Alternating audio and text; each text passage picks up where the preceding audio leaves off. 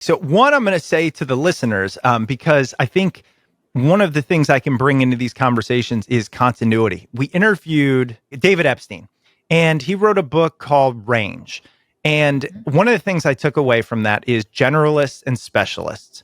And what you're explaining is, I think and he talks about, there's two ways to get your what in sales they call unique selling proposition, right? I don't think we'll use that as humans, but like your unique value. And the route you went was the specialist, which was I'm going to study something that I truly enjoy and believe in. And because of that, and because of its uniqueness, it kind of, like you said, catapults me early on, even ahead of those who had a lot of designations.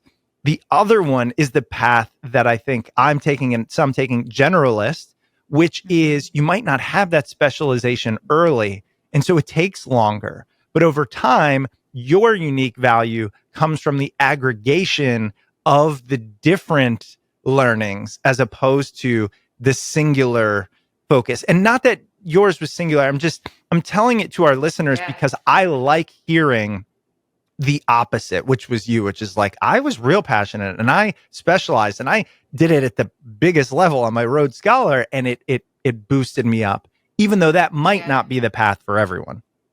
Yeah. And I think, I mean, I also talk about my book though, like you have to be agile and and the process of being like agility, like I'm flexible based on what the market needs, my clients needs. I know this is what I want to focus on, but like I said, what that looks like may look at different things, like different ways at different points in my career. However, Chris, I will say to you that I do believe that you have to have certain functional skill sets and not just a knowledge expertise to truly be successful. And a lot of those functional skill sets I learned or acquired through different stages of my career. I mean, I was a public speaker and debater at World's Championships when I was younger. A lot of my career now is speaking, and I'm like, wow, what a great skill set to hone in my teens. A lot of my functional capabilities around strategic and critical thinking and advising came from my time in Deloitte, where I really, really honed those.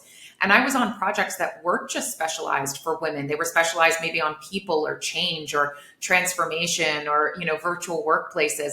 And so for me, I feel like that base was so, so important for me to then be able to leverage the expertise and passion and specialization you just mentioned. Yeah, that's such a good point.